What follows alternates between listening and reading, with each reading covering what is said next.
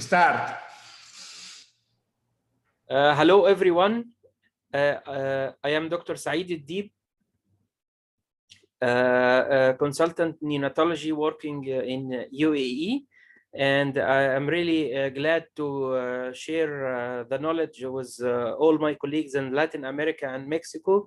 And my special thanks to Dr. Lara for inviting me for this great event with the Mexican Academy of Pediatrics.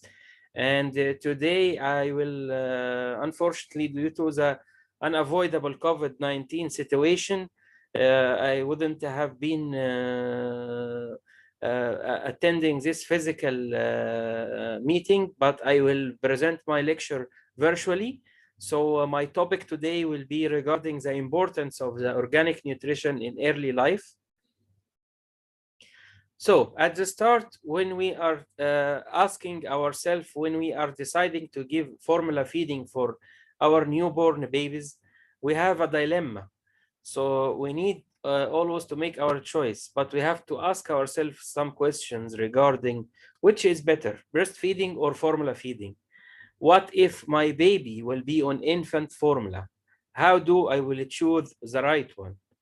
What about the use of organic formula, which are recently increasing demand about it in the current days? So at the start, we will ask ourselves an important question. Does the nutrition shape our future? The answer is definitely yes.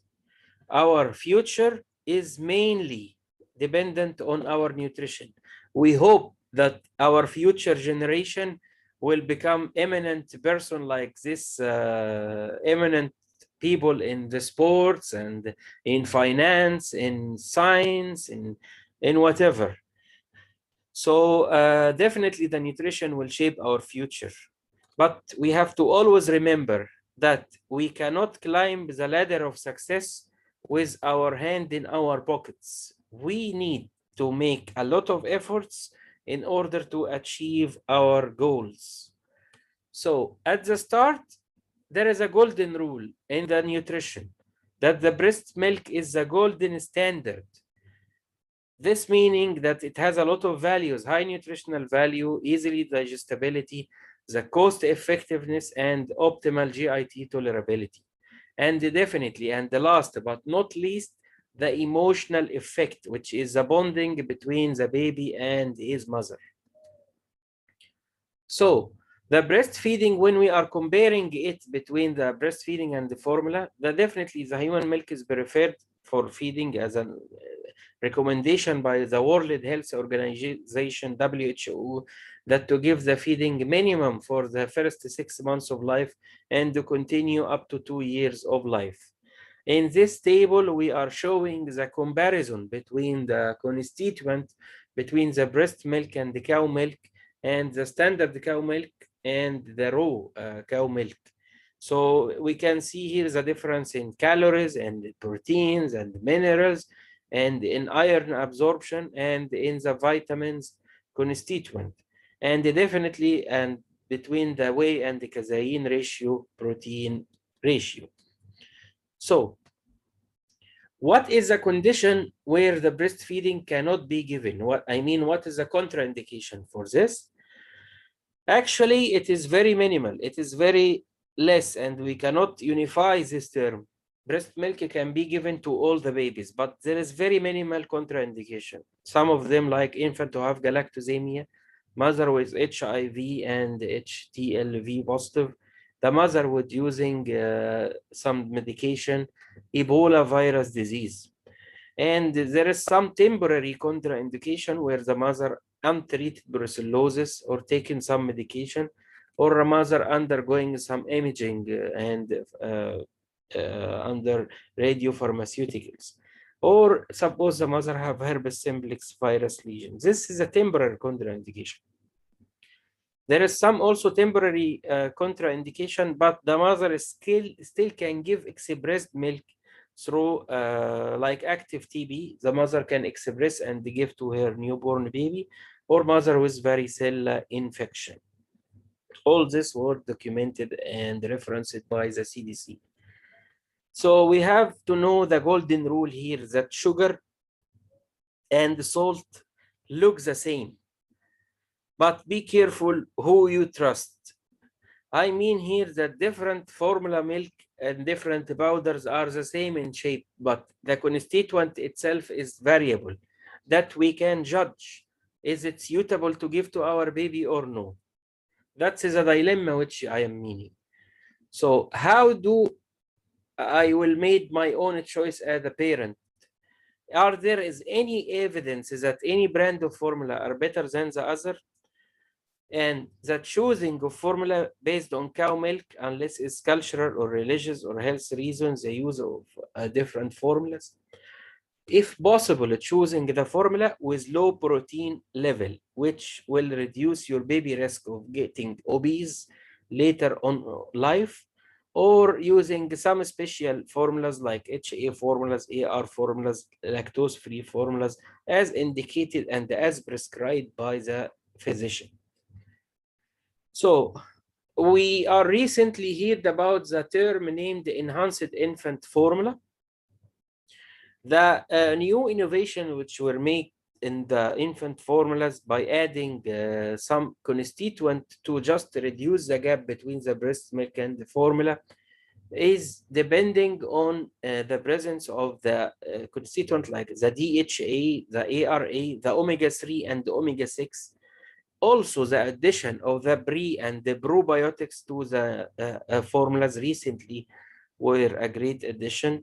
And also the addition of the long chain polyunsaturated fatty acids and the nucleotides and the probiotics. When we are making our choice in any formula, we have to make sure that it contains this constituent. So we have to be always careful that the healthy mind in the future depending on our nutrition, and we never to stop to water this tree, which is our brain or our future generation brain. When we are feeding our babies, we are making this brain cells will flourish and will function more better and will work more on the brain development. So what are the types of formula milk we are using? The infant formula approved by the FDA, mainly the cow milk protein formulas. Most of the formulas are made of the cow milk. It has been altered to resemble the breast milk. Also, some other formulas named the soya-based formulas.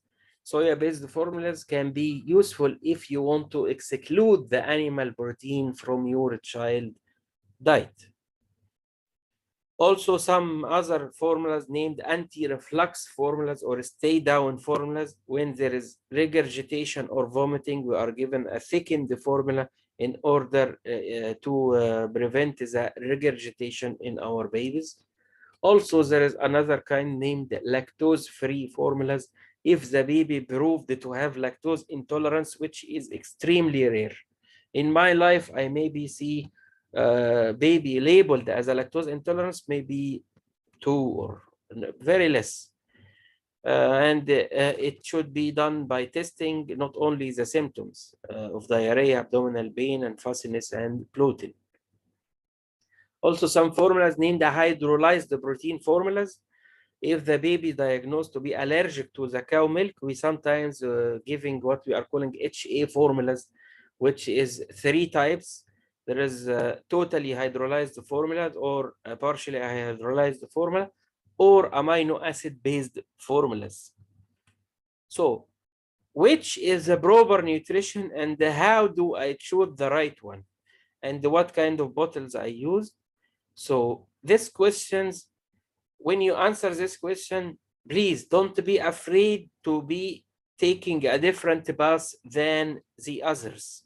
Just not follow the people because they are using a special formula. Make your own choice based on evidence-based medicine. So even in the choosing of the bottle, we are going for the organic thing, so we can choose the BPA-free, which is the chemicals, meaning that we don't use the chemical bisphenol A, which is found in some plastic bottles. We just need to go the organic milk. I just make this introduction in order to show some difference in formulas, but my main highlight today about the organic milk nutrition. We are focusing here to tell about the pros and cons. What is the advantage of the organic nutrition and what is the disadvantage of the organic nutrition in order to make our choice. So some studies have demonstrated that some drugs, pesticides, mycotoxins, heavy metals within the chemicals are found in the infant formulas from different sources of contamination. It is known that some of these substances are hepatotoxic, carcinogenic, teratogenic, mutagenic, immunotoxin, and contributing to antibiotic resistance. So what is the cons then? Cons means what is the disadvantage of using the organic nutrition? There is some people complaining that the organic milk for the babies are costly, but it is often, and it is a fact actually, it is more costly than the ordinary milk in most of the stores. But some consumers also believe that for the health reason alone, it worth paying extra for getting proper organic milk nutrition. As we can see here, the cycle when we started producing this organic nutrition, all are natural process without any pesticides, without any additional chemicals, starting from the milk production to the infant formula production in the factory, till the packaging and the transporting and the stocking, till the infant exposure to the formula. All these circuits, it can be exposed to sepsis or infection or anything which can be hazardous to our milk. So the main advantage or privilege in the organic nutrition, it has no hormones, it has no antibiotics, and also it is free from the artificial hormone, free from the preventive antibiotic on the cow. Also, the cows are 100% fed on organic diet, which 60% may be organic rogage locally grown. Also, there is no pesticide used, and it is really very important. No artificial fertilizers, and which is really important. And also, the cows gaze at least 6 hours per day for April to November. So all these advantages in the production of the organic milk really worth that effect. So there is some evidence-based studies which is showing that we conclude that the organic diets provide protective mechanism against pesticides exposure in the young children with dramatic immediate action. And this was published in Georgia, in University of Georgia in USA, denoting that the organic diet significantly lowers the children's dietary exposure to the organophosphorus pesticides. And also sometimes when we are telling the term organic, the GMO, we can read about this. GMO means the genetic modified organism free. This GMO materials is not present in the organic nutrition, and this GMO can cause the genetic modified organism can cause some problems on the long-term process. So we will highlight on the benefits of the organic baby nutrition choice. Organic baby feeding is free from pesticides, as we mentioned, no artificial synthetic ingredient, and it also contains vitamin E, and babies are more resistant to allergies. So it can be given to babies who have family history of allergy more safely. Also, it has a better mental development as it contains, this is a constituent which I mentioned before, more BOVA and more omega-3. Omega-3 and omega-6 is present in more concentration in organic formulas. And also it is more digestible than the traditional formulas. The sleeping pattern by studies was compared between the children was deeper and longer.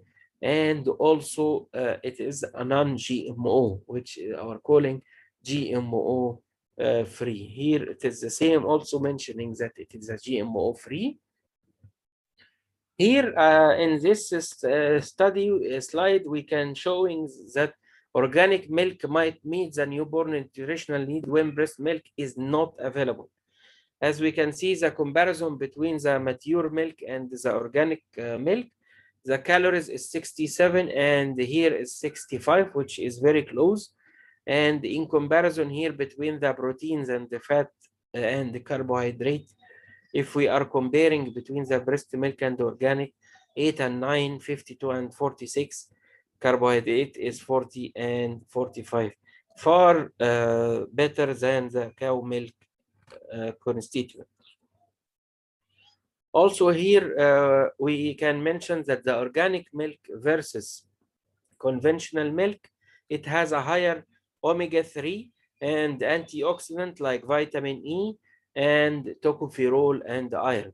These materials are important in the growth and development, the muscle building, anti-cancer effect, bone building benefits, and improving digestion, reducing food and allergy and sensitivity.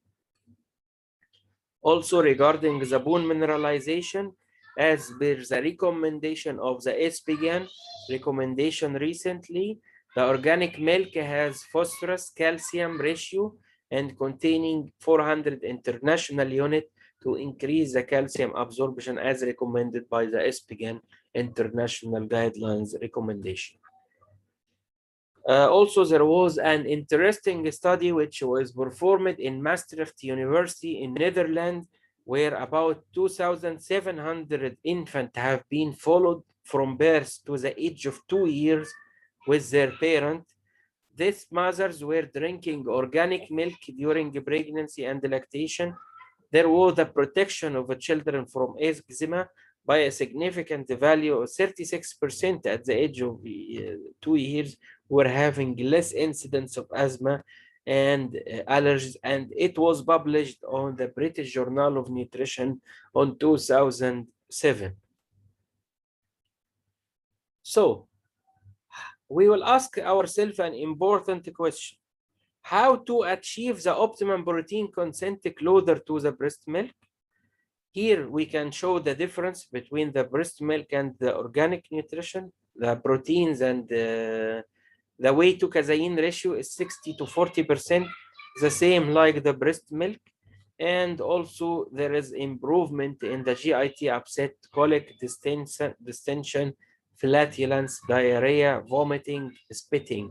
And all this will work in decreasing the obesity risk, which we are suffering nowadays, that many of our babies are obese and they are started to have problems earlier, which we can avoid by giving them the proper nutrition in their early life.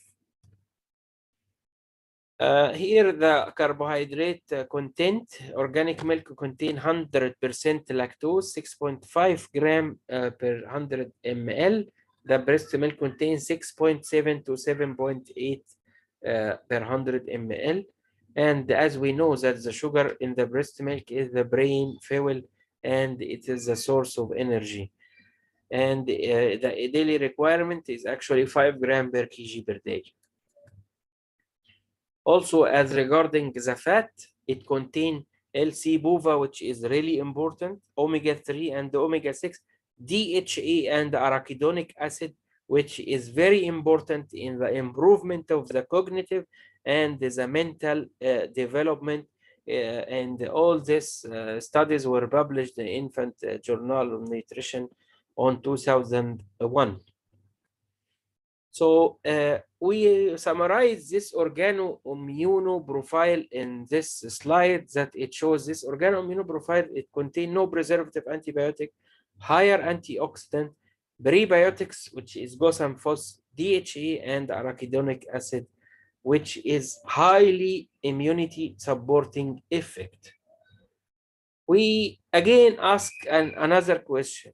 We are in the era of prebiotics and probiotics addition to the formula, but many of us don't know that the organic milk contain prebiotics. It is naturally present, prebiotics which is present in the organic milk, not an artificial one which is added It is named the Foss and Goss prebiotics.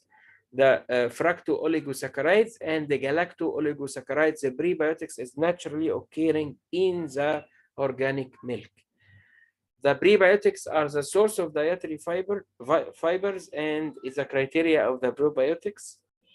And all of us, I know all of you are expert in knowing the importance of adding prebiotics to the milk. It has a great benefits. And this study was done by me and my colleague, Dr. Amr Hawal, and it was published in 2020. We were talking in this study about the microbiota innovative management modality in mastering the healthy gut. It was published in the Journal of Clinical Review and the case report. Our aim of this study was to link the effect of the prebiotics and the microbiota and its effect on the long term in reducing the incidence of eczema and allergy if the baby received a certain concentration of the prebiotics. It was a very interesting study, and I am really happy to share this knowledge with all of you, and I can send the full article if anyone interested. All my contact details and my email with my dear friend, Dr. Lara. We can provide and share the knowledge with all my respected colleagues in Mexico. That was talking about the same point about the study which published and I just mentioned now in the World Allergy Organization. The conclusion of that one suggesting that the prebiotic supplementation, the primary prevention of allergy in non-exclusively breastfed infant, both at high risk of development of allergy. So it was proved that adding prebiotics will have a reduced risk of asthma and allergy later on. And in this area, there is a lot of interesting study as well. As we can see here by the number, the prebiotics added during the first year of life will cause risk reduction by 37%, reducing the asthma and recurrent wheezes, and 28% of developing food allergy, just by adding the prebiotics to the formula, which is naturally present in the organic milk, which is named the Foss and Goss fructooligosaccharides and the galacto-oligosaccharides. And it was published in the World Allergy Organization journal on 2016, which is a recent and very important and interesting study as well.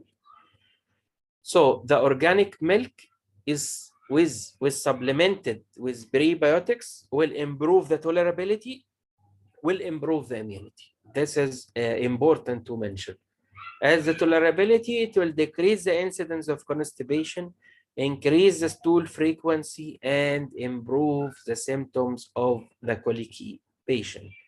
On the second panel, it will improve the immunity by the growth of the bacteria, lactobacillus and the bifidobacteria, to limit the growth of the pathogen. As we all know, in our gut, there is a good bacteria and the bad bacteria. Always there is a balance. But once the bad bacteria exceed, so the baby will start to have some symptoms like dysbiosis and diarrhea, gastroenteritis.